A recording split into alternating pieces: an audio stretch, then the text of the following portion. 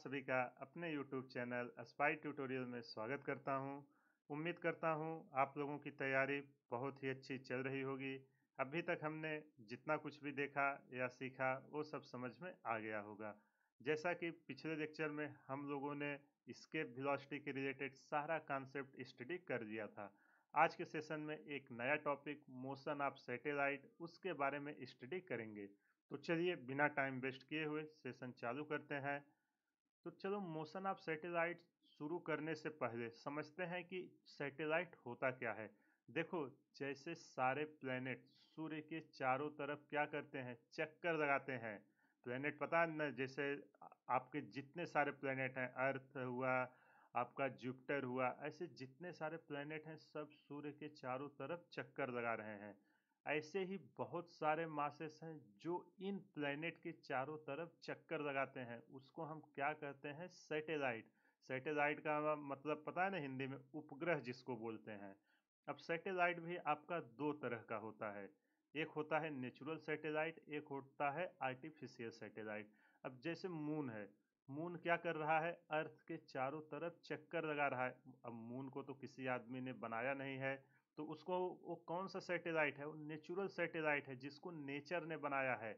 अब जैसे artificial satellite, उसको आदमी लोग बनाते हैं, जो अर्थ के सरफेस से जैसे प्रोजेक्ट किए गए। यहाँ आप देखिए डायग्राम में डिफरेंट डिफरेंट सैटेलाइट हैं जो अर्थ के चारों तरफ एक निश्चित पाथ पे अपना चक्कर काट रहे हैं। इसी को हम बोलते हैं सैटेलाइट। और इस लेक्चर में हम सैटेलाइट के मोशन, टाइम पीरियड, उसकी एनर्जी क्या है, उसके बारे में डिस्कस करेंगे। आपके सिलेबस में इतना ही है इसके ज़्यादा कुछ भी नहीं है, इतना स्टडी करिए, एक भी क्वेश्चन नहीं रुकेगा। यहाँ पे आप देखिए अर्थ है, इसके चारों तरफ न जाने कितने सारे सैटेलाइट जो चक्कर लगा रहे हैं। अब आपके दिमाग में आएगा आखिर इन सैटेलाइट का यूज क्या है। इनका बहुत ही ज़्यादा यूज है। जैसे जितनी भी टेलीकम्युनिकेशन काम आप कर रहे हो, जैसे बात कर रहे हो, इंटरनेट चला रहे हो, जो भी चीज़ें हैं, ये सारी चीज़ें किसके थ्रू हो रही हैं, सैटेलाइट के थ्रू। इसी तरह वेदर फोरकास्टिंग हुआ, वो भी किसकी तरह होता है, वो भी आपका सैटेलाइट की हेल्प से ही वेदर फोरकास्ट किया जाता है। ऐसे डिफरेंट डिफरेंट सेक्टर में इन सब का यूज किया जाता है। तो ये रहा सैटेलाइट के बारे में। आई होप आपको समझ में आ गया होगा। अब देखो ये डायग्राम वन, यहाँ पे देखो ये सारे आर्टिफिशियल सैटेलाइट हैं। ये सारे पृथ्वी के चारों तरफ अपना एक निश्चित पाथ पर चक्कर लगा रहे हैं। सबका पाथ देखो अलग अलग है। जैसे चाइना ने FY1 लॉन्च किया है, इस पाथ पे घूम रहा है। यूएसए ने देखो 135 WA लॉन्च किया है। इसी तरह हर कंट्री ने अपना अपना सैटेलाइट पृथ्वी के चारों तरफ छोड़ के रखा हुआ है, जो उनका अपना होता है।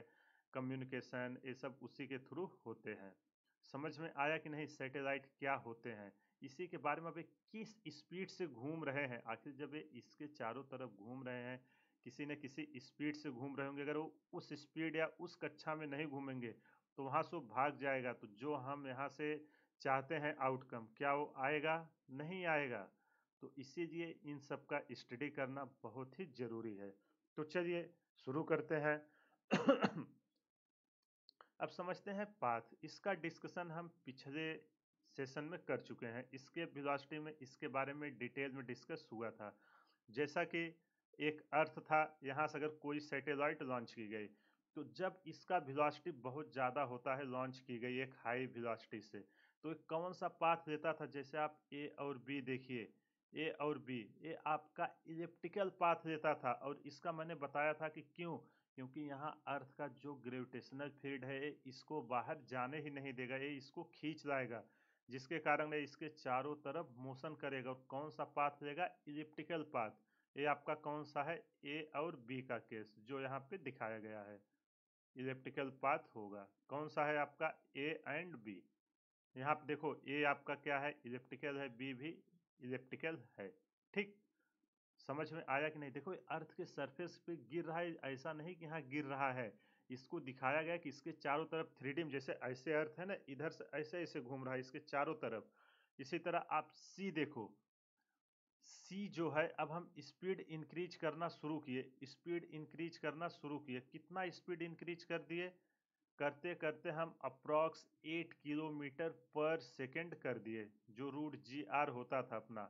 अब 8 किलोमीटर पर सेकेंड कर दिए तो ये हमारा क्या होगा, अब ये हमारा सर्कुलर पाथ में मोशन करेगा। जो आपका सी को देख लीजिए, सी ये जो है हमारा किसमें है, ये हमारा सर्कुलर पाथ में मोशन कर रहा है। इसके बारे में पिछले सेशन में एकदम डिटेल में डिस्कस हुआ है, लेकिन मैं आपको एक बार फिर से दिखा दे रहा हूँ। अब देखो जो आपका डी है ये कौन सा था, ये सी का पाथ है। अब जो डी है अगर हम फिर से स्पीड ज़्यादा करें, अब अगर हम स्पीड फिर से इंक्रीज करना शुरू करेंगे 8 किलोमीटर पर सेकेंड से, तो फिर से इसका पाथ क्या हो जाएगा, इसका पाथ हो जाएगा इलिप्टिकल, फिर से इलिप्टिकल पाथ में मोशन करना शुरू कर देगा। और अगर इसका स्पीड हम इंक्रीज करते करते 11.2 किलोमीटर तक पहुंच गए, अगर 11.2 किलोमीटर से कम है तो ठीक है, लेकिन जैसे ही 11.2 किलोमीटर से ज़्यादा हमने इस सैटेलाइट का स्पीड किया, जो आप पाथ ए में देख रहे हैं, हमने स्पीड इंक्रीज करते करते करते यहाँ तक पहुँच गए कि जो हमारी वेलोसिटी है वो कहाँ तक हो गई, 11.2 किलोमीटर पर सेकेंड। अब क्या होगा, अब क्या होगा, अब तो ये स्केप कर जाएगा। क्या ये पृथ्वी के चारों तरफ घूमेगा, बिल्कुल नहीं घूमेगा। तो यहाँ से एक इम्पॉर्टेंट कॉन्सेप्ट निकल के आता है कि अगर हमें पृथ्वी के चारों तरफ कोई भी वस्तु को घुमाना है, जो हमारा सैटेलाइट है उसकी स्पीड इसके वेलोसिटी के स्पीड से कम ही होनी चाहिए। और इसके वेलोसिटी को क्या बोलते थे, जहाँ पे ग्रेविटेशनल पुल खत्म हो जाए, इसी को बोलते थे ना। तो यहाँ से एक इम्पॉर्टेंट पॉइंट आता है, इसको आप नोट कर लेना। जो भी सैटेलाइट हमारी डिजाइन होगी उसकी स्पीड कितना रखना पड़ेगा, 11.2 किलोमीटर पर सेकेंड से कम ही रखना पड़ेगा। नहीं तो क्या करेगा, ये इसकी कक्षा को छोड़ के भाग जाएगा। यहाँ पे मैं लिख देता हूँ सैटेलाइट। देखो ये बहुत ही इंपॉर्टेंट पॉइंट है, एक बार ये सब क्लियर हो गया बाकी आगे तो सब कैलकुलेशन है। मेन है कॉन्सेप्ट समझना। सैटेलाइट विल मेड बिलो, देखो जब आप बनाओगे सब चीज़ों को, डिजाइन में बहुत बारीक होते हैं, सारी चीज़ों का ध्यान में रखा जाता है। नहीं तो इतना आप कॉस्ट लगा के खर्चा करके सब बना रहे हो, पता चला यहाँ के लिए लॉन्च कर रहे हो और स्पीड किसी तरह इससे ज़्यादा हो गई, तो क्या इसके चारों तरफ घूमेगा, नहीं घूमेगा, ये यहाँ से भाग जाएगा। ठीक, तो जितने भी सैटेलाइट हमारे बनते हैं उनकी स्पीड 11.2 किलोमीटर पर सेकेंड से नीचे ही रखी जाती है। आई होप आपको समझ में आ गया होगा कि सैटेलाइट होता क्या है और उसका यूज क्या है, पाथ कैसे कैसे इलिप्टिकल हो रहे हैं फिर सर्कुलर हो रहा है। अब जो हमारा सैटेलाइट है ये हमारा ऑलमोस्ट, हम इसको किस में दे देंगे, इसको जो है हमारा ऑलमोस्ट ये हमारा सर्कुलर पाथ में मूव करेगा। क्यों, क्योंकि जो ये हमारा इलिप्टिकल पाथ है, जब हम यहाँ स्पीड इंक्रीज करते करते यहाँ पे पहुँचे, यहाँ पे देखिए ध्यान से, जब यहाँ पे हम पहुँचे स्पीड इंक्रीज करते करते, तो ये जो हमारा इलिप्टिकल पाथ है ना, जब यहाँ पे आना हुआ तो इनके मेजर और माइनर एक्सिस के बीच डिस्टेंस इतना कम हो जाता है कि इसको हम क्या एज्यूम कर देंगे, इसको ये हमारा सर्कुलर पाथ में मोशन करने लगता है। यहाँ पे मेजर और माइनर एक्सिस के बीच बहुत माइनर डिफरेंस रहता है, इसलिए सारे सैटेलाइट के मोशन को हम किस में कंसिडर करेंगे, सर्कुलर पाथ में। क्यों, क्योंकि हमें कैलकुलेशन करना सर्कुलर पाथ की ज्योमेट्री इजी रहती है, इसलिए हम इसको इस जगह पे कैलकुलेट करेंगे।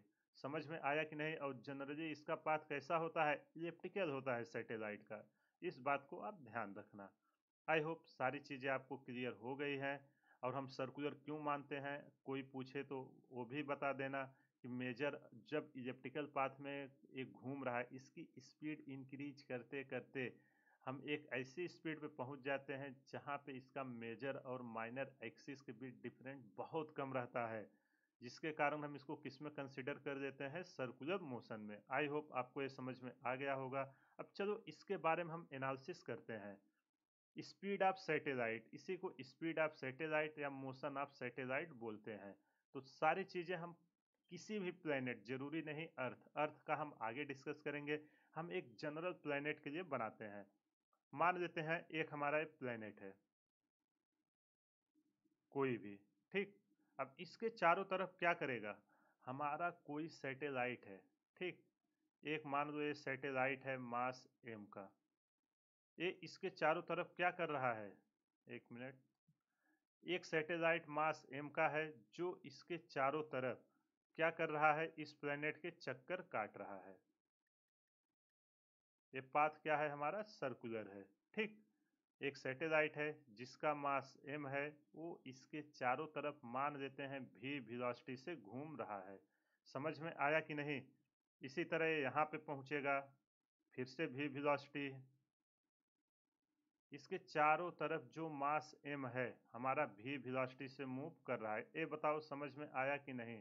अब जब ये घूम रहा है, अगर जो हमारा प्लेनेट है इसका मास m और इसकी रेडियस कैपिटल R है, ठीक है, और यहाँ से इसका डिस्टेंस अगर हम मेजर करेंगे तो कितना है, स्मॉल r।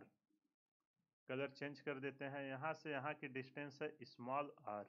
तो आप बताओ जब ये घूम रहा है तो इस पे एक अगर कोई सर्कुलर मोशन कर रहा है, कॉन्सेप्ट आपको पता होगा, उस पे क्या लगता है, एक सेंट्रीपिटल फोर्स लगेगा जो इसको इसमें बैलेंस करके रखेगा। तो जब और उसकी डायरेक्शन किधर होगी, सेंटर की तरफ, इधर भी आपका सेंट्रीपिटल फोर्स आएगा, यहाँ से भी आपका सेंट्रीपिटल फोर्स आएगा, अगर सैटेलाइट ऐसे इसके चारों तरफ प्लेनेट के घूम रहे हैं। अब सेंट्रीपिटल फोर्स जो आया Fc, इसकी वैल्यू कितनी होती थी, अगर मास m स्पीड v है, Fc equal to mv² by r होता था कि नहीं? और r हमारा कहाँ से है, सेंटर से, वो यहाँ लिख देता हूँ, r हमारा सेंटर से दूरी है, इस चीज को याद रखना। अब आप बताओ यहाँ पे जो सेंट्रीपिटल फोर्स है वो हमारा कौन प्रोवाइड कर रहा है, कोई न कोई तो ऐसा होगा जो इसको प्रोवाइड कर रहा होगा।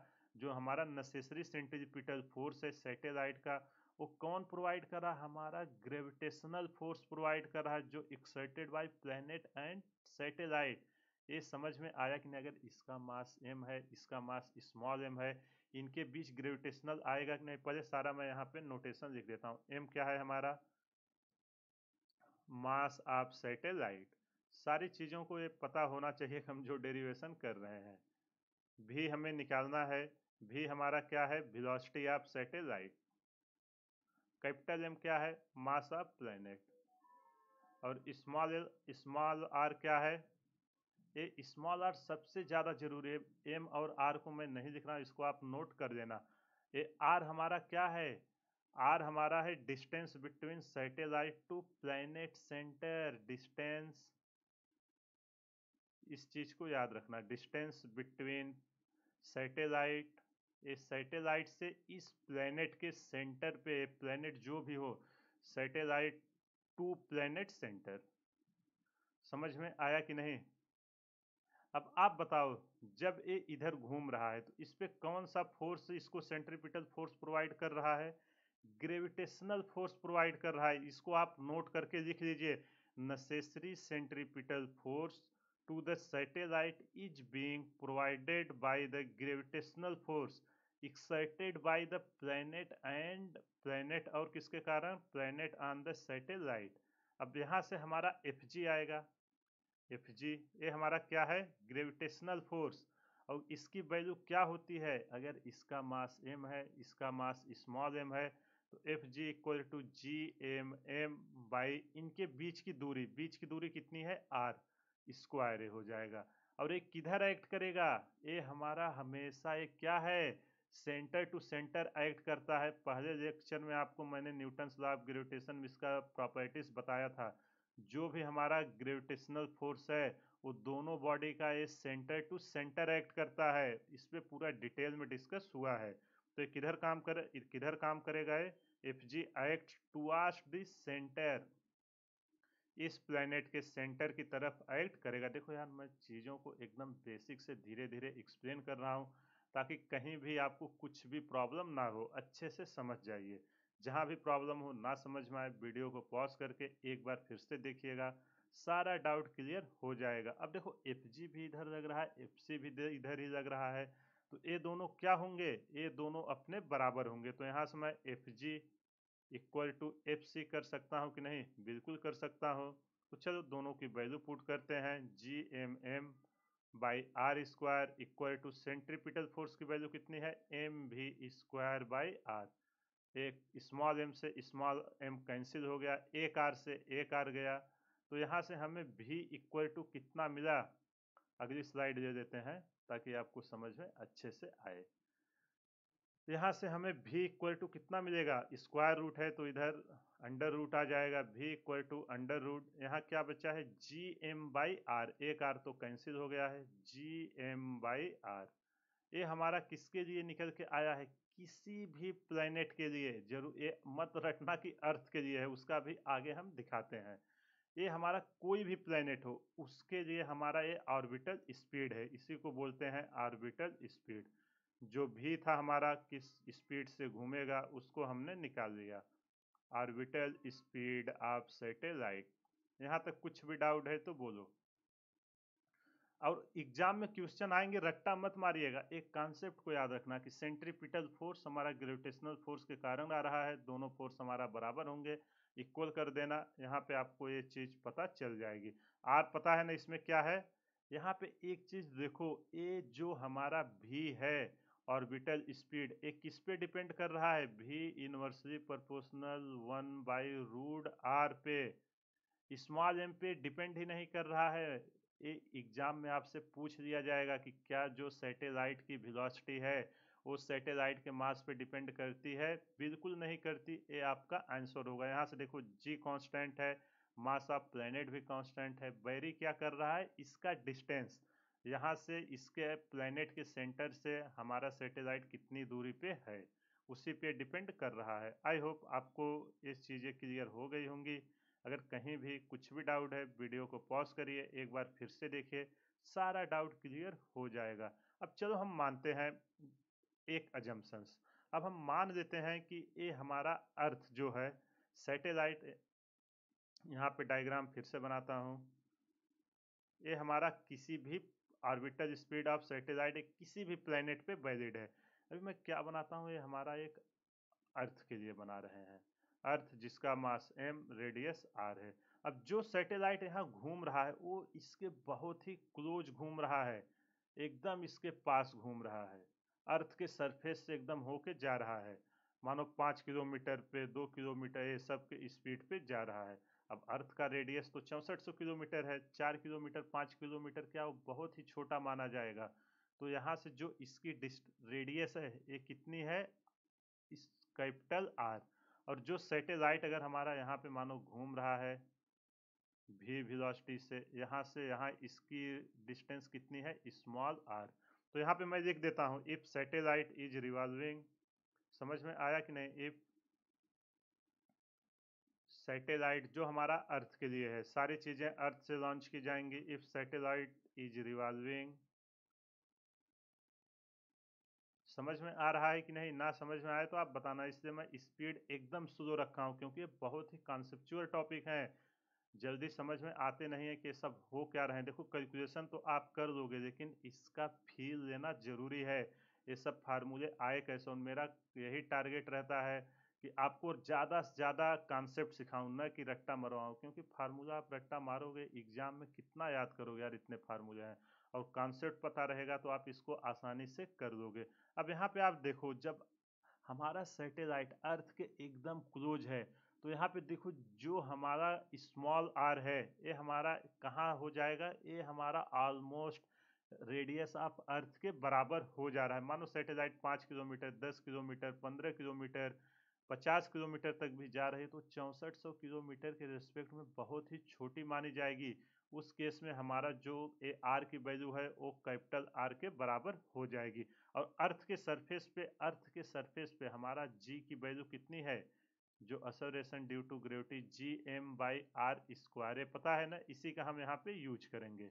तो चलो इसको यहाँ फार्मूले में रखते हैं, तो मान लेते हैं इसकी ऑर्बिटल स्पीड वी ओ मान लेते हैं, जो हमारा अर्थ के चारों तरफ घूम रहे हैं। तो वी ओ इक्वल टू हमारा कितना आएगा, orbital speed G M by R. अब आर हमारा क्या हो जा रहा है, कैपिटल आर की तरफ जा रहा है, तो यहाँ पे मैं पहले जी एम की वैल्यू रखता हूँ। जब जी एम की वैल्यू यहाँ पे मैं पुट करूंगे क्या निकल के आएगा, G R square by A, small R हमारा क्या हो जाएगा, ये हमारा कैपिटल आर हो जाएगा, क्योंकि आर को हमने बहुत ही क्लोज लिया है, अर्थ के सरफेस के बगल से जा रहा है।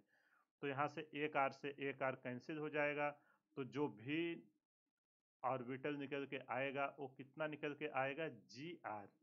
ये होता है अर्थ के चारों तरफ अगर कोई सैटेलाइट घूम रहा है तो उसकी स्पीड कितनी होगी, इतना स्पीड मिनिमम रखना होगा। आई होप आपको ये समझ में आ गया होगा कि हमने इसको कैसे डिराइव किया। देखो रट्टा मत मारो, कुछ नहीं, एक आपको ये पता है कहाँ से आया, बस R tends to capital R कर दिया, सारी चीज़ें यहाँ पे निकल के आ गई। अब आपको सारा वैल्यू पता है, इसको हम निकालते हैं कि ये कितना आएगा ऑर्बिटल स्पीड, क्योंकि जी की वैल्यू हमको यहाँ पे पता है, रेडियस ऑफ अर्थ भी पता है। तो चलो वैल्यू पुट करके यहाँ पे चेक करते हैं। जी की वैल्यू हमारा कितना है, 9.8 मीटर पर सेकेंड स्क्वायर, और पृथ्वी का रेडियस कितना है, 6.4 इंटू 10⁻6 मीटर। ऑर्बिटल स्पीड अगर इसके चारों तरफ वी नॉट वेलोसिटी से घूम रहा है, जी आर होगा, जी की वैल्यू है 9.8। आप कैलकुलेशन करके चेक कर देना, 9.8 इंटू 6.4 इंटू 10⁻6, ये हमारा कितना निकल के आएगा। जब इसको हम सॉल्व करेंगे ये हमारा निकल के आएगा 7.9 किलोमीटर पर सेकेंड। और देखो हमने देखा था कि इसी केस में जो हमने पिछले लेक्चर में आपको एक फार्मूला दिखाया था ना, सी आर वाला, वो इसी पे आया था। अरे यार, V not equal to root G R, approx कितना लिखा था, जो 8 किलोमीटर पर सेकेंड लिखा था ऑर्बिटल स्पीड, वो यहीं पे था। यहाँ पे हमारा पाथ ऑलमोस्ट क्या हो जाता है, सर्कुलर हो जाता है इस स्पीड पे। आई होप आपको ये समझ में आ गया होगा। अगर कहीं भी कुछ भी डाउट है, वीडियो को पॉज करिए, एक बार फिर से देखिए, सारा डाउट क्लियर हो जाएगा। कुछ नहीं है यार, ये सब सारे कॉन्सेप्ट हमने ऑलरेडी डिस्कस कर दिए हैं, बस उसी को यूज करके अपना दैनिक जीवन में यूज कर रहे हैं। समझ में आया कि नहीं। अब एग्जाम में क्वेश्चन आएगा, आपको क्या यहाँ जी एम पता ही रहेगा, किसी भी प्लेनेट का देगा, जी कांस्टेंट रहने वाला है, उसका मास देगा, सैटेलाइट से उसकी दूरी निकाल देना, आपको आंसर मिल जाएगा। और इस चीज को याद रखना को कहाँ से दिया है, कभी कभी क्या होता है अर्थ के सरफेस से हाइट दे देता है, तो आर प्लस एच कर देना, नहीं तो आप वहां गलती कर जाओगे। तो चलो अब अगला टॉपिक देखते हैं, relation between orbital velocity and escape velocity. इन दोनों के बीच क्या रिलेशन है उसको हम देखते हैं। और ये किसके लिए देख रहे हैं, अर्थ के लिए। यहाँ पे एक बार बना देते हैं। इसके चारों तरफ क्या हो रहा है, अगर हम यहाँ से सैटेलाइट डालें, ये तो आएगा इसके ग्रेविटेशनल फील्ड के कारण, ये इसके चारों तरफ यहाँ पे घूमेगा भी वेलोसिटी से, ठीक। अगर स्पीड हम इंक्रीज करते जाएं करते जाएं करते जाएं तो एक ऐसा स्पीड आएगा जहां पे एक क्या होगा, इसके ग्रेविटेशनल पुल को ये स्केप कर जाएगा, मतलब ये हमारा भाग जाएगा। अगर हम और स्पीड इंक्रीज करते रहें से इस सर्कुलर पाथ में न करके ये स्पीड हमारी क्या हो, अगर हम स्पीड इंक्रीज करते रहें तो ये हमारा भाग जाएगा इसके ऑर्बिट से। तो इसी को हम क्या बोलते थे, एस्केप वेलोसिटी। पिछले लेक्चर में इसके बारे में डिटेल में सारी चीज़ें डिस्कस हुई हैं। अगर आपको नहीं समझ में आया है, एक बार जाके वहाँ पे देख लीजिए, सारा डाउट आपका क्लियर हो जाएगा। अब चलो इनके बीच रिलेशंस देखते हैं। एस्केप वेलोसिटी इक्वल टू हमारा क्या होता था अर्थ के लिए, √2 g r, जो वैल्यू आई थी 11.2 किलोमीटर पर सेकेंड। और ऑर्बिटल स्पीड हमने अभी देखा, ए वी नॉट हमारा कितना है, √g r। अब इनके बीच क्या डिफरेंस है, आप ध्यान से देखो, ये इसकी वैल्यू √g r, इसको हम मैं ऐसे नहीं लिख सकता, V E equal to √2 into √g r। अब √g r की वैल्यू कितनी है, वी नॉट, मतलब हमारी ऑर्बिटल स्पीड के बराबर। तो वी ई इक्वल टू हमारा कितना निकल के आ गया, √2 v नॉट। ये एग्जाम में इस पे कई बार क्वेश्चन आए हैं और ये रिलेशन डायरेक्ट पूछा गया है कि हमारा एस्केप वेलोसिटी और ऑर्बिटल स्पीड के बीच क्या रेशियो है, तो क्या रेशियो है, √2/1 का। और कभी आपको अगर एस्केप वेलोसिटी दे के ऑर्बिटल स्पीड पूछे तो इस रिलेशन का आप यूज करके इसको आसानी से निकाल सकते हो।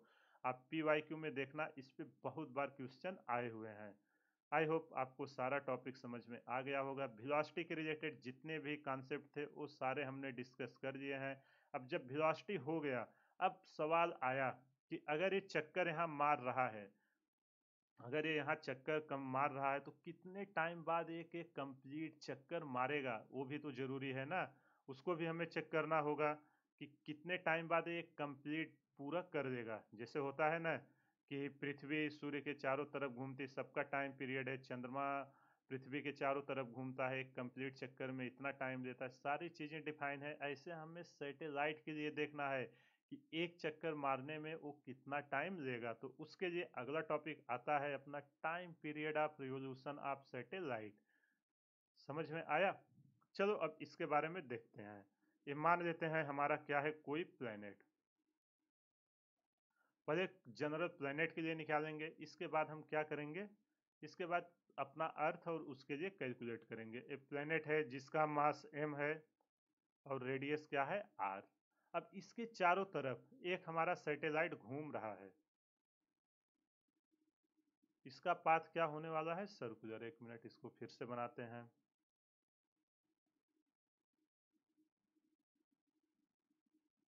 एक सर्कुलर पाथ में हमारा सैटेलाइट यहाँ पे घूम रहा है। ठीक, ये है हमारा सैटेलाइट। यहाँ से यहाँ इसकी दूरी कितनी है प्लेनेट के सेंटर से, यहाँ से इसकी दूरी है स्मॉल आर, और इसका रेडियस कितना है प्लेनेट का, कैपिटल आर। अब आप बताओ सर्कुलर मोशन में टाइम पीरियड कितना होता था।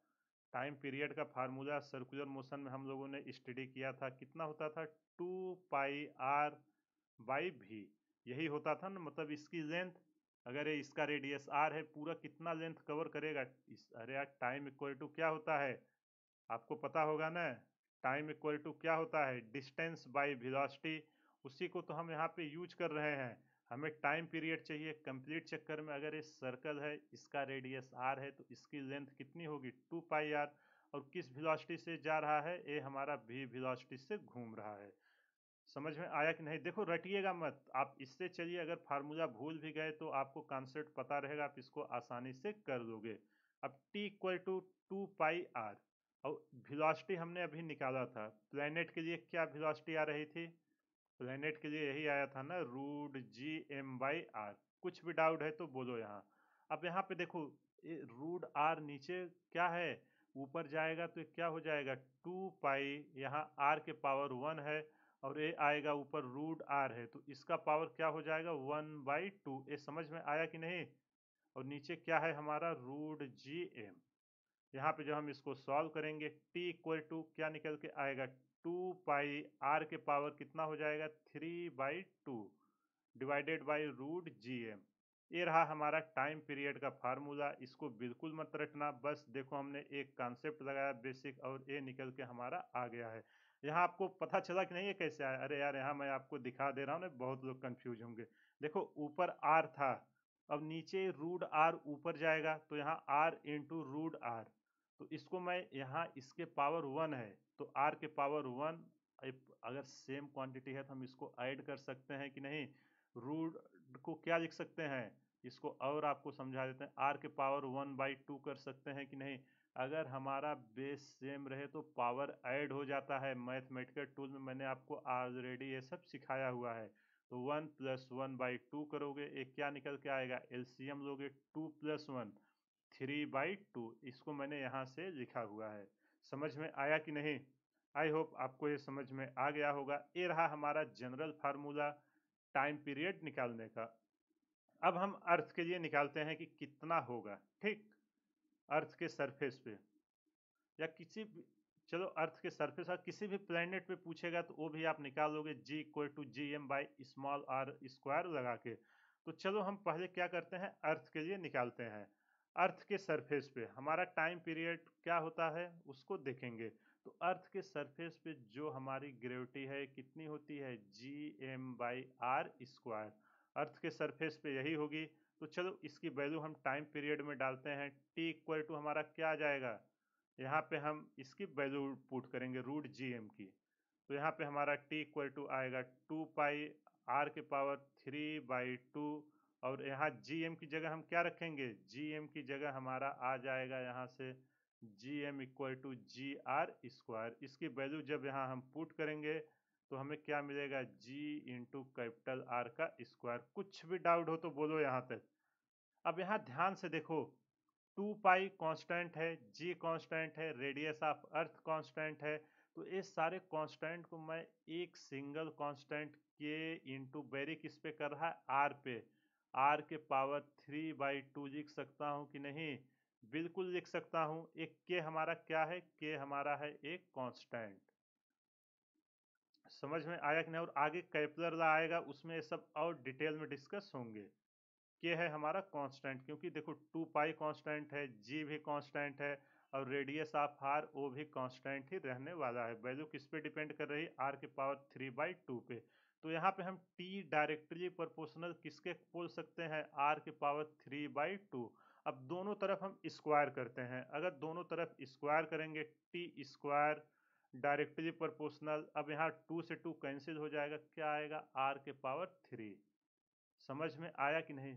तो हमारा जो टाइम पीरियड का स्क्वायर है वो डिस्टेंस के क्यूबिकल के डायरेक्टली प्रोपोर्शनल होता है। ये इंपॉर्टेंट रिलेशन है, एग्जाम में कई बार डायरेक्ट पूछा गया है। तो ये कैसे आया ये आपको पता होना चाहिए। कॉन्सेप्ट रट्टा मत मारिएगा, आपको बेसिक सा कॉन्सेप्ट बताओ, ये सब पता रहेगा, 30 सेकेंड भी नहीं लगेगा, आप तुरंत ये डिराइव कर दोगे। इसलिए मैं बार बार आपको फंडामेंटल क्लियर करने के लिए फोकस करता हूँ। एक बार आपका फंडामेंटल क्लियर हो गया, एग्जाम में कुछ भी पूछेगा आप उसको आसानी से कर लोगे। तो जो आपका टाइम पीरियड का स्क्वायर है वो आपके डिस्टेंस के कैसा डिपेंड कर रहा है? उसके क्यूबिकल पावर पे।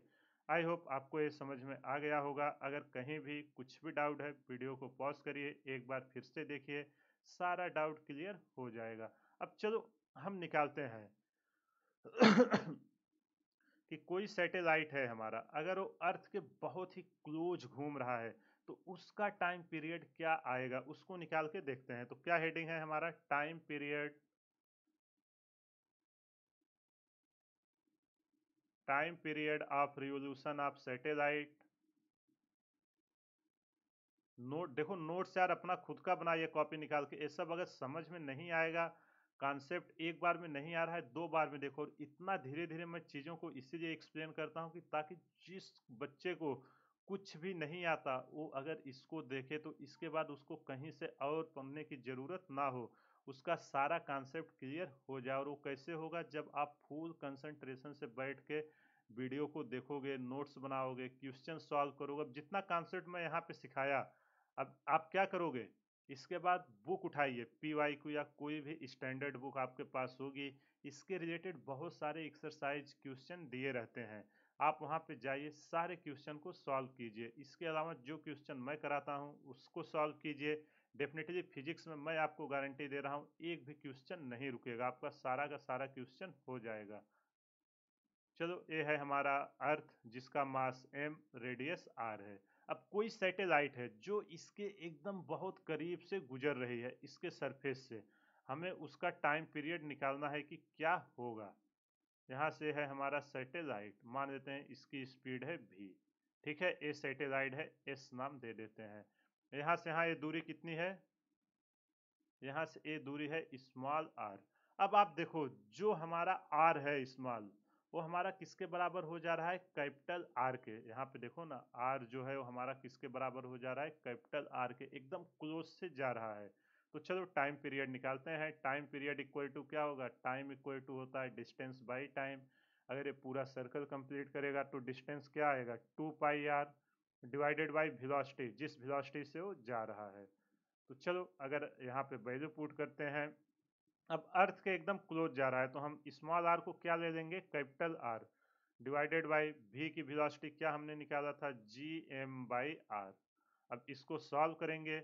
जब इसको हम सॉल्व करने से पहले क्या करते हैं? अर्थ के सरफेस पर acceleration due to gravity gm/r²। अगर डेरिवेशन देखना है ना एक्सेलरेशन ड्यू टू ग्रेविटी, वो वीडियो जाके देखो, वहाँ पे सारा चीज़ें एकदम डिराइव हुई हैं। तो यहाँ पे मैं gm की जगह क्या √gr² रखूँ कि नहीं? और g का वैल्यू मैं क्यों लाता हूँ हमेशा? इसका लाने का एक कारण होता है कि हमें g की वैल्यू पता है, सारा टर्म हमारा g और r के टर्म में आ जाए ताकि हम उसका टाइम पीरियड कैलकुलेट कर सकें, हमारा कैलकुलेशन कम से कम हो। इसलिए बहुत सारे वेरिएबल को सिंगल में हम कन्वर्ट कर रहे हैं, ठीक। तो यहाँ पे t equal to 2πr divided by √gm। अब √gm की जगह हम क्या रखेंगे? √gm की जगह हम रखेंगे आपका gr² डिवाइडेड बाई r। एक r से एक r कैंसिल हो जाएगा, होगा कि नहीं? तो यहाँ इधर हमारा क्या बचेगा, 2 पाई आर। अगर एक आर से एक आर कैंसिल हो गया है, अंडर रूट क्या आएगा, जी आर। अब इसको मैं क्या लिख सकता हूँ, 2 पाई। अब आर को मैं दो बार लिख सकता हूँ नहीं, under root, root R into root R. देखो यार एकदम बेसिक सा कैलकुलेशन है, लेकिन मुझे पता है बहुत सारे स्टूडेंट ऐसे होंगे जिनको ये सब भी नहीं आ रहा होगा, इसलिए मैं ये सब करके दिखाता हूँ कि ताकि उनको कुछ भी डाउट ना हो। तो रूट आर से रूट आर कैंसिल हो गया, यहाँ से टी इक्वल टू क्या, 2 पाई रूट आर बाई जी निकल के आया। ये हमारा किसका टाइम पीरियड है, अगर कोई सैटेलाइट अर्थ के एकदम क्लोज से घूम रहा है। अब देखो हमें सारा पता है, जी की वैल्यू पता है, जी की वैल्यू 9.81, आर की वैल्यू हमें पता है 6.4 इंटू 10⁶मीटर। जब उसकी वैल्यू हम पुट करके देखते हैं कि हमारा टाइम पीरियड आएगा कितना, और ये फार्मूला जब असलेशन ड्यू टू ग्रेविटी में, वहाँ हमने इसको, जब पृथ्वी घूम रही थी वहाँ पे भी इसको हमने डिराइव किया हुआ था, अगर आपको याद होगा। आई होप आपको ये समझ में आ गया। अब चलो इसको हम यहाँ पे वैल्यू पुट करके देखते हैं। आर की वैल्यू कितना है, 6.4 इंटू 10⁶मीटर, और जी की वैल्यू हमारी कितनी है, 10⁶मीटर। जी की वैल्यू है हमारी 9.8 मीटर पर सेकेंड स्क्वायर। अब इसकी वैल्यू पुट करते हैं, T equal to 2 pi root R by G. ये है हमारा टाइम पीरियड का फार्मूला। 6.4 इंटू 10⁶ डिवाइडेड बाई 9.8, जब यहाँ पे हम पुट करेंगे, इसको सॉल्व करेंगे, तो जो हमारा टी की वैल्यू आएगी वो अप्रॉक्स आएगी, अप्रॉक्स 84.6 मिनट। तो जो हमारा सैटेलाइट है वो कितने टाइम में एक चक्कर पूरा कर देगा, 84.6 मिनट में एक चक्कर वो पृथ्वी के चारों तरफ लगा देगा, अगर वो अर्थ के एकदम क्लोज से घूम रहा है। समझ में आया कि नहीं, इसीलिए सैटेलाइट का टाइम पीरियड कितना होता है, 84.6 मिनट। आई होप आपको ये समझ में आ गया होगा। अगर कहीं भी कुछ भी डाउट हो, वीडियो को पॉज करिए, एक बार फिर से देखिए, सारा चीज़ आपको समझ में आ जाएगा। केवल बेसिक बेसिक कॉन्सेप्ट हैं, उन्हीं का यूज करके हमने सारी चीज़ें यहाँ डिराइव किया हुआ है। रट्टा एक भी मत मारिएगा, आप कॉन्सेप्ट सीखिए, प्रोसेस सीखिए, अपने आप देखना एग्जाम में आप सारा क्वेश्चन कर दोगे। और अगर फार्मूला रटोगे, वो एग्जाम में कुछ भी चेंजेस किया, आप वहाँ पे क्वेश्चन नहीं कर पाओगे, इसलिए इसको अच्छे से अब भी समझ लीजिएगा। आई होप आपको सारी चीज़ें क्लियर हो गई। हमने दो चीज़ें देख लिया, किस वेलोसिटी से घूम रहा है, कितने टाइम में एक चक्कर कंप्लीट कर रहा है। अब अगला आता है कि अगर ये घूम रहा है तो इसकी कुछ न कुछ तो एनर्जी होगी। अब देखते हैं कि वो एनर्जी कितनी है, उसके बारे में हम डिस्कस करते हैं। अब इसी को हम बोलते हैं बाइंडिंग एनर्जी और टोटल एनर्जी ऑफ सैटेलाइट। तो चलो इसके बारे में डिस्कस करते हैं। ये मान लेते हैं हमारा कोई भी एक जनरल प्लेनेट है, ठीक, जिसका मास m और रेडियस r है। इसके चारों तरफ कोई एक सैटेलाइट है जो घूम रहा है। कौन सा पाथ में, सर्कुलर पाथ में, ठीक। ये हमारा एक सैटेलाइट है जिसका मास है स्मॉल m, और ये v वेलोसिटी से हमारा क्या कर रहा है, v वेलोसिटी से यहाँ से घूम रहा है। इसके सेंटर से यहाँ की दूरी कितनी है, r, ठीक। समझ में आया कि नहीं, अगर कहीं भी कुछ भी डाउट है तो बताइए। आज के लेक्चर में हम लोग इसी के बारे में पूरा डिस्कस कर रहे हैं। अब तक तो आपको याद हो गया होगा, दो तीन ही कॉन्सेप्ट लगाए हैं। एक आपका ऑर्बिटल स्पीड निकाल लो, इसके बाद अर्थ का देखा, टाइम पीरियड का फार्मूला वो तो आपको बचपन से पढ़ते आ रहे हो, टाइम इक्वल टू डिस्टेंस और डिस्प्लेसमेंट बाय वेलोसिटी, उसको यूज किया यहाँ पे, और अपना वो फार्मूला निकल के आ गया। रटिएगा मत कुछ, ठीक। चलो अब यहाँ पे इसको हम सॉल्व करते हैं। अब आप बताओ, जब ये यहाँ पे घूम रहा है, जब ये इसके चारों तरफ घूम रहा है, तो इसकी एक काइनेटिक एनर्जी होगी कि नहीं, कोई भी मास अगर मूव कर रहा है, एक काइनेटिक एनर्जी होगी v वेलोसिटी से। तो चलो यहाँ पहले v लिख देता हूँ। v क्या है हमारा, वेलोसिटी, जो हमारा ये स्मॉल v है, ठीक है। सारा ये जो v हमने आज लिखा है सब स्मॉल v है, आप पोटेंशियल मत समझ लेना। जो हमारा v है ये है वेलोसिटी ऑफ सैटेलाइट। इसका फार्मूला कितना था, अभी हमने निकाला था। अगर कोई r दूरी पर सैटेलाइट है, और r हमारा कहाँ से है, अर्थ के सेंटर पर, इसको मैं बार बार आपको बोल रहा हूँ, v equal to root G M by R. यही वेलोसिटी आई है। अब आप बताओ, अगर ये v velocity small m revolve कर रहा है तो यहाँ से काइनेटिक एनर्जी के ई क्या लिखा जाएगा? काइनेटिक एनर्जी हमारा क्या आएगी? इसमें कौन कौन सी एनर्जी, एक तो v से घूम रहा है तो हमें पता चल गया, एक तो हमारी काइनेटिक एनर्जी आएगी half M V square. v की वैल्यू क्या है? Root G M by R. यहाँ पे पुट करते हैं हाफ स्मॉल एम। अब v की वैल्यू अगर मैं यहाँ पुट करूँ root G M by R, इसका स्क्वायर करेंगे तो अंडर रूट क्या होगा? ये हमारा हट जाएगा। तो जो हमारी काइनेटिक एनर्जी निकल के आई है, ये निकल के आई है half M G M by R. ठीक, आर हमारा, एक मिनट, ए स्मॉल आर है, यहाँ कैपिटल आर हो गया, इसको आप सही कर देना। तो अगर कभी हमसे काइनेटिक एनर्जी पूछे किसी भी सैटेलाइट का, आप उसकी ऑर्बिटल वेलोसिटी रखिएगा, half M V square formula लगाना, आपको निकल के आ जाएगा। और कौन सी एनर्जी है आप सोच के बताओ। अगर आप वीडियो देख रहे हो तो कमेंट करो वीडियो पॉज करके, तो मुझे पता चलेगा ना कितने स्टूडेंट हैं जो सीरियस इसको देख रहे हैं। अब आपको पता होगा कोई भी मास एक इसका ग्रेविटेशनल पोटेंशियल एनर्जी आएगी, जिसको हम क्या बोलते थे? यू। ग्रेविटेशनल पोटेंशियल एनर्जी आएगी इस मास के कारण, तो हमारी ग्रेविटेशनल पोटेंशियल एनर्जी क्या होती थी? U equal to, colour change करते हैं, U इक्वल टू क्या था ग्रेविटेशनल एनर्जी का formula? U equal to minus G M M by R. इसके बीच की दूरी कितनी है? Small are. यही फार्मूला था कि नहीं? अगर कहीं भी कुछ भी डाउट है तो वीडियो को पॉज करिए, एक बार फिर से देखिए, सारा डाउट आपका क्लियर हो जाएगा। आई होप आपको समझ में आ गया होगा। अगर कहीं भी कुछ भी डाउट है, वीडियो को पॉज करिए, एक बार फिर से देखिए, सारा डाउट क्लियर हो जाएगा। इसके अलावा कोई और एनर्जी है क्या? कोई एनर्जी नहीं है। तो यहाँ से हमारी टोटल एनर्जी कितनी निकल के आएगी? टोटल एनर्जी को हम ई से लिखते हैं, एक मिनट यहाँ लिख देता हूँ, टोटल एनर्जी। टोटल एनर्जी, या इसी को हम क्या बोलते हैं? Binding energy. तो जो हमारी टोटल एनर्जी है, ये इसका हमें एडिशन कर देना है, E equal to kinetic energy plus potential energy. अब चलो दोनों का सम लेते हैं, इसी को हम बाइंडिंग एनर्जी बोलते हैं। इतना हमें चाहिए इसके इधर घुमाने के लिए, नहीं तो हमारा क्या करेगा? चला जाएगा। तो चलो यहाँ पे वैल्यू रखते हैं, ई इक्वल टू माइनस, पहले किसको रखते हैं? काइनेटिक एनर्जी को, तो प्लस में रखते हैं half G M M by R. Potential energy कितनी आई है? माइनस में है, minus G M M by R. अब इसको जब हम सॉल्व करेंगे तो ये हमारा कितना निकल के आएगा? ई इक्वल टू एलसीएम लेंगे -2, और ए प्लस वन है तो -2 + 1, ये आ जाएगा माइनस में। E equal to minus G M M divided by 2r। तो किसी भी सैटेलाइट का जो r डिस्टेंस पे है, अगर उसकी हमसे बाइंडिंग एनर्जी या टोटल एनर्जी पूछे तो कितना आएगा? -gm into small m by 2r। r क्या है? प्लेनेट के सेंटर से सैटेलाइट के बीच की दूरी। कैपिटल M क्या है? प्लेनेट का मास। स्मॉल m क्या है? सैटेलाइट का मास। अब आप यहाँ से ध्यान से देखिए, आपको एक रिलेशन दिखेगा।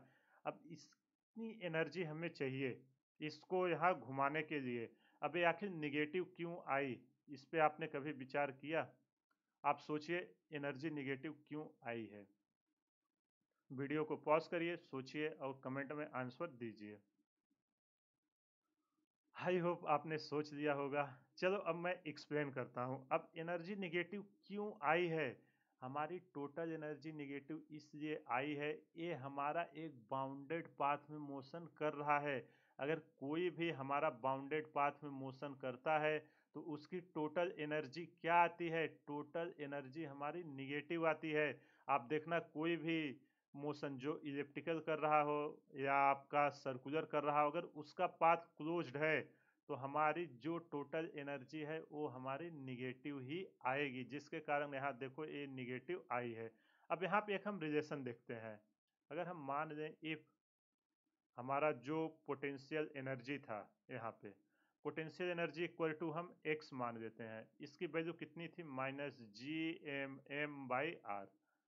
तो आप यहाँ से हमें बताओ, यहाँ से हमारा ए कितना आएगा? Kinetic energy. काइनेटिक एनर्जी इसका कितना है? अगर इसको हमने x माना है तो काइनेटिक एनर्जी इसका कितना है? +x/2 times, +x/2 times. तो यहाँ से हमारा काइनेटिक एनर्जी है कितना आएगा, प्लस x/2। यहाँ पे आप रख के वैल्यू देख सकते हो, Gmm/2r था, वही था ना। और टोटल एनर्जी हमारी कितनी आई है, binding energy E equal to, अगर इसको हमने x माना है तो E इक्वल टू हमारा आया है -x/2। यहाँ पे देखो पोटेंशियल और काइनेटिक को, अगर एक इंक्रीज हो रही है तो दूसरी यहाँ पे क्या हो रही है, डिक्रीज हो रही है। कंजर्वेशन ऑफ एनर्जी तभी तो लगती है। आई होप आपको ये समझ में आ गया होगा। कभी कभी इनके बीच क्या रिलेशन है, उसका कितना टाइम्स है, ये डायरेक्टली आपको ऑब्जेक्टिव क्वेश्चन में पूछ लिया जाता है। आई होप आपको ये समझ में आ गया होगा। ये अगर यहाँ आपको ना समझ में आया हो कि हमारी टोटल एनर्जी क्यों निगेटिव आई है, तो इसको यहाँ पे नोट करके लिख लेना, क्यों निगेटिव आई है। क्योंकि जो हमारा सैटेलाइट है, सैटेलाइट ये बहुत ही इंपॉर्टेंट है, कभी कभी कोई आपसे पूछ लेता है, जो हमारा सैटेलाइट है, सैटेलाइट रिवॉल्व्स इन बाउंडेड कर्व। कोई भी हमारा ऑब्जेक्ट है अगर वो बाउंडेड कर्व में घूमेगा तो हमेशा उसकी टोटल एनर्जी क्या आएगी, हमेशा उसकी टोटल एनर्जी निगेटिव ही आएगी। और ये कौन कौन से पाथ में होता है हमारा बाउंडेड कर्व, बाउंडेड कर्व हमारा होता है एक तो इलिप्स में, बाउंडेड हमारा किस में है, देखो ना पूरा घूमा हुआ रहता है, एक तो इलिप्स और दूसरा क्या है, सर्कल। इन सब की आप टोटल एनर्जी निकाल के देख लेना, हमेशा ये किस में आएगी, निगेटिव में। आई होप आपको ये समझ में आ गया होगा। अब यहाँ से देखते हैं, ये हमारा निगेटिव में है, अगर हम इसकी एनर्जी को पॉजिटिव दे दे के अगर हम जीरो कर दें फिर क्या होगा, उसके बारे में हम समझते हैं। अगर हमारा यहाँ पे if total energy equal to zero, अगर हमारी टोटल एनर्जी जो ई है इसके इक्वल टू हम जीरो कर दें तो हमारा सिस्टम क्या होगा, आप बताओ। वीडियो को पॉज करो और खुद से आंसर दो।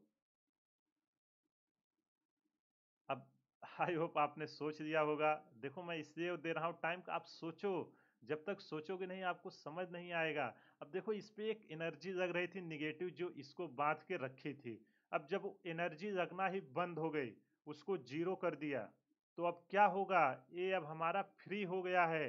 तो हमारा सिस्टम क्या हो गया है, फ्री। अब उस पर कोई कर्ज, एक तरीके से आप ऐसे समझो, जब ये निगेटिव में था तो इस पे कर्ज था, अभी इसने सारा कर्ज चुका दिया है, अब इसके ऊपर कोई कर्ज नहीं है, अब तो ये फ्री है, कुछ भी कर सकता है। तो ये हमारा क्या हो गया, फ्री सिस्टम। अब जब ये फ्री सिस्टम हो गया तो ये क्या करेगा, जब ये फ्री हो गया तुरंत इसके ग्रेविटेशनल फील्ड से भागने की कोशिश करेगा, नहीं तो ये फिर से निगेटिव एनर्जी लगने की कोशिश करेगी ना। तो इसलिए जैसे ही ये फ्री सिस्टम हुआ ये तुरंत भागेगा। अब भागेगा तो कैसे भागेगा, भागने का भी दो पाथ होता था जो मैंने इसके वेलोसिटी में आपको सिखाया था।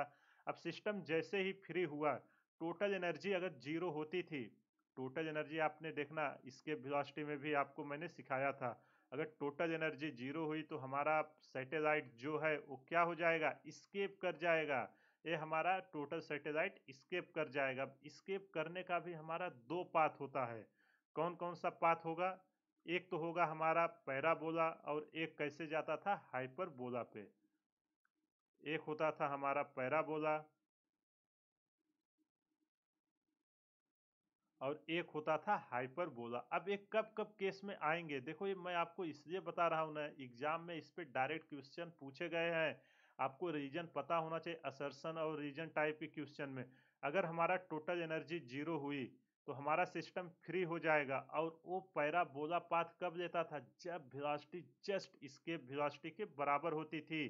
तो यहाँ पे अगर हमारा E इक्वल टू जीरो है, अगर हमारा total energy E equal to zero है तो हमारा कौन सा पाथ लेगा, पैराबोला। लेकिन अगर अब हमारी एनर्जी, हमने इसको और एनर्जी दिया, अभी इसके ऊपर जितना कर्जा था उसने चुका दिया, अब फ्री हो गया, फ्री हुआ तो इस ऑर्बिटल से भागने की कोशिश करेगा। यहाँ पे फिर से मैं आपको डायग्राम बना के एक्सप्लेन करता हूँ इन चीज़ों को। ये हमारा अर्थ था, यहाँ से एक सैटेलाइट इसके एकदम सरफेस के चारों तरफ घूम रही थी, इसके ऊपर टोटल एनर्जी कितनी थी, निगेटिव। अब जैसे ही एनर्जी जीरो हुई, एनर्जी जीरो हुई तो ये क्या करेगा, एनर्जी जीरो हुई तो ये हमारा स्केप कर जाएगा इसके ग्रेविटेशनल फील्ड को, ताकि वापस लौट के और कभी नहीं आएगा। ये किस केस में होगा? जब पैराबोला लेगा, जब E इक्वल टू हमारा 0 होगा, इस केस में हमारा कौन सा पाथ लेगा? पैराबोला। लेकिन अब हम एनर्जी और इंक्रीज करते गए और इंक्रीज किए, तो ये तो हमारा स्केप तो करेगा ही करेगा, लेकिन अब डिफरेंट पाथ लेगा। कौन सा पाथ लेगा? अगर हम एनर्जी को, टोटल एनर्जी जो है उसको हमने पॉजिटिव किया तो ये हमारा हाइपरबोला लेगा, पता है ना? ये हमारा हाइपरबोला की तरफ भाग जाएगा। और इसका ग्राफ अगर आपको नहीं पता है तो कैसे होता था पैराबोला? अगर ये हमारा अर्थ है तो यहाँ से ये पैराबोला के शेप में ऐसे निकलता था, यही होता था ना सैटेलाइट में। और अगर हाइपरबोला में जाना है, इधर हमारा अर्थ है, अगर इधर अर्थ है तो कैसे जाता था? ऐसे जाता था हाइपरबोला। हाइपरबोला करो पता है ना, ऐसे आते हैं और ऐसे आते हैं, जिसको हम हाइपरबोला बोलते हैं। और पैराबोला आपका इस तरीके से होता है। समझ में आया कि नहीं? आई होप आपको ये समझ में आ गया होगा। अगर कहीं भी कुछ भी डाउट है, वीडियो को पॉज करिए, एक बार फिर से देखिए, सारा डाउट क्लियर हो जाएगा। ये सब रीजन समझ में आए कि नहीं? ये है हमारा पैराबोला। पैराबोला जस्ट इसके सरफेस से हमारा स्केप करेगा, और जब हम एनर्जी यहाँ इंक्रीज करेंगे तो हमारा स्केप तो करेगा ही, लेकिन अब पाथ लेगा हाइपरबोला। ये क्लियर हुआ कि नहीं? आई होप आपको समझ में आ गया होगा। मोशन ऑफ सैटेलाइट में इससे ज़्यादा कुछ भी नहीं है, ना ही एग्जाम में कभी आया है और ना ही कभी आएगा। इतना आप कर देना, आपका एक भी क्वेश्चन नहीं रुकेगा। और देखना, मैंने आपको आज के सेशन में एक भी फार्मूला नहीं रटवाया है, बस जो हमारा बेसिक अप्रोच था उन्हीं को, फंडामेंटल चीज़ों को यूज करके हमने सारी चीज़ों को यहाँ पे डिराइव किया हुआ है। आई होप आपको ये समझ में आ गया होगा। अब चलो इस पे एक क्वेश्चन कर देते हैं। अब इस पे आप जितना क्वेश्चन चाहो उतना प्रैक्टिस कीजिए, क्योंकि एग्जाम में मैक्सिमम क्या आएगा? एग्जाम में मैक्सिमम आपका क्वेश्चन पूछा जाता है, तो इसलिए ज़्यादा से ज़्यादा क्वेश्चन प्रैक्टिस कीजिए। जितना ज़्यादा आप क्वेश्चन प्रैक्टिस करोगे, चीज़ें उतनी ज़्यादा आपकी क्लियर हो जाएंगी। चलिए एक क्वेश्चन मैं प्रैक्टिस करता हूँ आपके साथ, इसके बाद फिर आप बुक में जितने भी क्वेश्चन है सब लगाना। ऐसा एक भी क्वेश्चन नहीं होगा जो आपसे ना बने। और आप वीडियो को पॉज करिए और इसको खुद से ट्राई कीजिए। आई होप आपने सॉल्व कर लिया होगा। अगर आपसे सॉल्व हुआ तो बहुत ही अच्छी बात, नहीं हुआ तो मैं सॉल्व कर रहा हूँ, और देखिए कि कहाँ पे आपसे गलती हो रही है। क्योंकि अगर आपने सारा कॉन्सेप्ट, सब कुछ मेथड सीख लिया तो आखिर क्वेश्चन हो क्यों नहीं रहे हैं? इसका मतलब आपने कॉन्सेप्ट अच्छे से सीखा नहीं है, रट्टा मारने की कोशिश कर रहे हैं। आप कॉन्सेप्ट सीखिए, देखिए क्वेश्चन अपने आप बनना शुरू हो जाएगा। चलो इसको रीड करते हैं। A spaceship is launched into a circular orbit close, देखो किया हुआ है, close to the earth surface। अगर close लिखा है तो हमारा वो फार्मूला लगेगा जो हमने r टाइम्स टू r कर देते थे। What additional velocity has now to be imparted to the spaceship in the orbit to overcome the gravitational pull? Radius of earth equal to 6400 kilometre and G equal to 9.8 metre per second square. अब आप बताओ कि कोई हमारा space है, यहाँ पे मैं बना देता हूँ, ये अर्थ के सरफेस से एक स्पेसशिप है, ठीक? एक स्पेसशिप है, इसको वर्टिकल में बनाते हैं तो, और इसको हॉरिजॉन्टल में बनाते हैं तो आपको और अच्छा दिखेगा। यहाँ पे एक हमारा है जिसको यहाँ पे हमने प्रोजेक्ट किया है, लॉन्च किया है। ये क्या कर रहा है? इसके चारों तरफ ऐसे घूम रहा है, जो स्पेसशिप है एकदम। और ये क्या है? आर एकदम क्लोज में है। अगर एक कैपिटल आर है, यहाँ से यहाँ तक हमारा क्या है? Small R. और एकदम close to earth surface, close to earth surface means R tends to R है। अब आपको पूछ रहा है कि इसको हम एडिशनल, अगर ये यहाँ पे भी वेलोसिटी से जा रहा है, भी वेलोसिटी से जा रहा है, ये पूछ रहा है कि इसको हम और कितनी वेलोसिटी दे दें कि ये हमारा जो है इस ऑर्बिटल को क्या करे? स्केप कर जाए, मतलब ये अर्थ से हमारा चला जाए और वापस कभी भी लौट के ना आए। देखो ग्रेविटेशनल पुल, ग्रेविटेशनल पुल का मतलब क्या है? ग्रेविटेशनल पुल मतलब स्केप वेलोसिटी, ये हमारा यहाँ से स्केप कर जाए। समझ में आया कि नहीं? आई होप आपको समझ में आ गया होगा। यहाँ पे ऑर्बिटल स्पीड है तो इसको मैं भी नॉट से लिखता हूँ। तो अगर ये भी नॉट से घूम रहा है तो हम कितना और वेलोसिटी देंगे कि स्केप करेगा? आपको पता है दोनों का फार्मूला। ऑर्बिटल वेलोसिटी नियर, और यहाँ लिख देता हूँ ऑर्बिटल वेलोसिटी,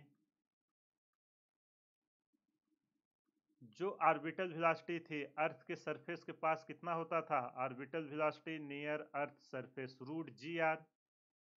बहुत फेमस इक्वेशन है, बार बार आता है एग्जाम में। नियर अर्थ सरफेस कितना है velocity, v equal to root G R, v naught equal to root G R. और हमारा अगर ये पार्टिकल यहाँ से स्केप किया, अगर स्केप किया तो कितना है स्केप वेलोसिटी। ग्रेविटेशनल पुल कहाँ पे जीरो होता है, जब हमारा पार्टिकल स्केप कर जाए। और स्केप वेलोसिटी मिनिमम अपना क्या है 11.2 किलोमीटर पर सेकेंड, ये है हमारा। और उसका फार्मूला है रूट टू जी आर। और इसकी वैल्यू कितनी होती है, अगर हम यहाँ से पुट करें तो स्केप वेलोसिटी को अगर हम वी ई से दिखाएं, V E equal to root two, और जी आर की वैल्यू किसके बराबर है, वी नॉट के। इन दोनों के बीच हमें रिलेशन मिल गया कि नहीं। अब हमें एडिशनल कितनी वेलोसिटी चाहिए, मान लेते हैं एडिशनल वेलोसिटी हमको वी डैश चाहिए। तो जो हमारा इसके अभी ये इस स्पीड से घूम रहा था रूट जी आर, और ग्रेविटेशनल पुल जीरो होने के लिए हमको रूट टू वी नॉट चाहिए। तो एडिशनल कितना हमें मिला है, स्केप से हम ऑर्बिटल को घटा देंगे। तो यहाँ पे लिखते हैं अगर हमारा एडिशनल वेलोसिटी रिक्वायर्ड, समझ में आया कि नहीं कॉन्सेप्ट। अभी तो रूट जी आर पे जा ही रहा था, अब उसको हमें स्केप कराना है, तो स्केप वेलोसिटी में से ऑर्बिटल को हम घटा देंगे। एडिशनल वेलोसिटी रिक्वायर्ड, वो एकदम बेसिक सा सब एप्टीट्यूड बेस्ड क्वेश्चन है। अगर आपका अच्छे से क्लियर रहेगा ना, आप इसको आसानी से कर लोगे। आप ऐसा बताओ एक भी कॉन्सेप्ट जो मैं एक्स्ट्रा लगा रहा हूँ, जो सीखे हैं बेसिक उसी को लगा रहे हैं, कुछ जनरल लॉजिक यूज कर रहे हैं। एडिशनल वेलोसिटी रिक्वायर्ड जितने पे स्केप करेगा, escape V E minus V naught, यहाँ पे हम वैल्यू पुट करते हैं। वी ई की वैल्यू कितनी है वी नॉट के टर्म में, root V naught, root two V naught minus V naught. यहाँ से जब हम वैल्यू निकालेंगे तो रूट वी नॉट हम क्या करते हैं, वी नॉट हम कॉमन ले लेते हैं। वी नॉट कॉमन ले लेंगे तो हमें क्या मिलेगा, अगर यहाँ से हम वी नॉट कॉमन ले लिए तो अंदर हमें बचेगा root two minus one. Root two की वैल्यू कितनी होती है, रूट टू की वैल्यू 1.414, और वी नॉट की वैल्यू कितनी है, वी नॉट की वैल्यू है रूट जी आर, यही होती है ना रूट जी आर, बोलो यार। रूट जी आर, ये हमारी V naught orbital velocity into, ये हमारा है किसमें, जो ब्रैकेट में आया है। यहाँ पे वैल्यू पुट कर दें, कुछ नहीं यार, एकदम सिंपल सा कैलकुलेशन है। रूट टू की वैल्यू 1.414 माइनस वन, यहाँ पे रूट जी आर की वैल्यू पुट करते हैं। रूट जी आर, जी की वैल्यू है 9.8, देखो यहाँ दिया हुआ है जी की वैल्यू 9.8, और अर्थ का रेडियस कितना है 6400 किलोमीटर, उसको मीटर में कन्वर्ट करेंगे 6.4 इंटू 10 के पावर 6 इंटू 1.414 में से 1 जाएगा तो कितना आएगा 0.414। जब इसको हम सॉल्व करेंगे ये हमारा निकल के आएगा अप्रॉक्स कितना 3.278 किलोमीटर पर सेकेंड में आएगा वैल्यू। ये सारे यहाँ पे मीटर में मैंने डाला है, 10 के पावर 3 में आएगा। तो यहाँ 10 के पावर 3 लिख के उसके बाद आपको इधर करते हैं। जब इसको सॉल्व करेंगे आएगा 10 के पावर 3 मीटर पर सेकेंड, और जब हम इसको किलोमीटर में बदलेंगे तो कितना 1 किलोमीटर में 1000 मीटर। तो इसको और सॉल्व करते हैं 3.278 किलोमीटर पर सेकेंड। तो हमें एडिशनल कितनी स्पीड चाहिए, एडिशनल हमें 3.278 मीटर की स्पीड अगर हम इसकी और इंक्रीज कर देंगे तो हमारा पार्टिकल क्या करेगा, स्केप कर जाएगा और कभी भी वापस लौट के नहीं आएगा। आई होप आपको सारा कॉन्सेप्ट समझ में आ गया होगा। अगर कहीं भी कुछ भी डाउट है, वीडियो को पॉज करिए, एक बार फिर से देखिए, सारा डाउट क्लियर हो जाएगा। मोशन ऑफ सैटेलाइट में इसके अलावा कुछ भी नहीं है, सारा कॉन्सेप्ट मैंने डिस्कस कर दिया है। और देखो मैं आराम से चीज़ों को इसलिए डिस्कस करता हूँ क्योंकि ये मान के चलता हूँ कि आपको कुछ भी नहीं आता। मेरा यही कॉन्सेप्ट रहता है कि आपको जीरो से चीज़ें सिखा के और इस लेवल तक कॉन्सेप्ट डेवलप हो जाए कि एग्जाम में कहीं से कुछ भी क्वेश्चन पूछे आप उसको सॉल्व कर सको। इसी के साथ आज का सेशन समाप्त करते हैं। फीडबैक जरूर दीजिएगा आपको ये वीडियो कैसा लग रहा है। अभी इसके 2-3 लेक्चर और बचे हैं ग्रेविटेशन के, इसके बाद हमारा ये चैप्टर खत्म हो जाएगा। और आप देखना जेई या नीट कोई भी एग्जाम हो, इस चैप्टर से 2 क्वेश्चन आते ही आते हैं, इसलिए इसको अच्छे से प्रैक्टिस कर देना। और कुछ भी नहीं यार, एकदम बेसिक सा कॉन्सेप्ट है, वो चीज़ें एक बार में किसी को नहीं आती, इस बात को आप याद रखना। जितना बार आप प्रैक्टिस करोगे उतना आपका कॉन्फिडेंस इंप्रूव होगा। ज़्यादा से ज़्यादा क्वेश्चन बनाइए। सारे डेरिवेशन जो मैं यहाँ करता हूँ कॉन्सेप्ट लगा के, आप वो कॉन्सेप्ट को एक बार देखिए, खुद से वैसा डेवलप करने की कोशिश कीजिए। एक बार आप वैसा डेवलप करने के लिए खुद से प्रैक्टिस कर लिए ना, फिर एग्जाम में कैसा भी क्वेश्चन दे, कितना भी टफ पेपर बनाए, आप क्वेश्चन आसानी से कर लोगे। और आपको पता ही होगा कि अगर फिजिक्स आप हमारे चैनल से स्टडी कर रहे हैं, जो भी क्वेश्चन नीट या जेईई में आया था अभी, वो सारा मेरे नोट से ही आया था। आपको यकीन ना हो, प्ले लिस्ट बना हुआ है, आप जाके वहाँ पे देख सकते हैं। और मैं आपको फिर बोल रहा हूँ, अभी जो आपका ये विंटर और नेक्स्ट समर में जो आपका जेईई और नीट के एग्जाम होने वाले हैं, उसमें भी सारा क्वेश्चन मेरे नोट से ही आएगा। एग्जाम के बाद फिर मैं आपको लेके आऊँगा प्रूफ के साथ, देख लेना। एक भी ऐसा नहीं रहेगा जो नोट्स के बाहर आए। बस आप जितना मैं बोल रहा हूँ उतना करिए, कॉन्सेप्ट सीखिए, क्वेश्चन प्रैक्टिस कीजिए, डेफिनेटली आपकी अच्छी रैंक आ जाएगी। चलिए, अगर कहीं भी कुछ भी डाउट है, आप हमें टेलीग्राम पे क्वेश्चन पोस्ट कीजिए, मैं आपको उसका सॉल्यूशंस प्रोवाइड करूंगा। नहीं समझ में आता, आप टेलीग्राम पे मैसेज करके मुझे अपना कॉन्टैक्ट नंबर दीजिए, मैं आपसे पर्सनली कनेक्ट करूंगा। अगर कुछ भी डाउट है कहीं भी, वो आपका मैं क्लियर करूंगा। अगर डाउट है तो उसको आप मत रखिए, उसको तुरंत क्लियर कीजिए, नहीं तो एक के बाद दो, दो के बाद तीन, ऐसे डाउट बनते जाएंगे और आपको लगेगा फिजिक्स डिफिकल्ट है। जहां जिस पॉइंट पे नहीं समझ में आ रहा है, उसको उसी पॉइंट पे क्लियर कीजिए। तो चलिए, इसी के साथ आज का सेशन समाप्त करते हैं। आपको अगर ये नोट्स चाहिए, टेलीग्राम से आप ज्वाइन कर लीजिए। टेलीग्राम का लिंक हर वीडियो के डिस्क्रिप्शन में मैं डाल देता हूँ, वहाँ से आप ज्वाइन कर सकते हैं। और टेलीग्राम पे मैं हर दिन क्विज डालता हूँ, वहाँ पे जाके उसको अटेंड कीजिए, क्योंकि एट द एंड एग्जाम में लास्ट में क्वेश्चन ही आना है। तो ज़्यादा से ज़्यादा क्वेश्चन प्रैक्टिस कीजिए, जितना क्वेश्चन प्रैक्टिस करेंगे उतना कॉन्फिडेंस इम्प्रूव होगा। तो चलिए, इसी के साथ आज का सेशन समाप्त करते हैं। मिलते हैं अगले सेशन में, तब तक आप ज़्यादा से ज़्यादा क्वेश्चन प्रैक्टिस कीजिए। हमारे चैनल को ज़्यादा से ज़्यादा शेयर करें, सब्सक्राइब करें व लाइक करें। Thank you.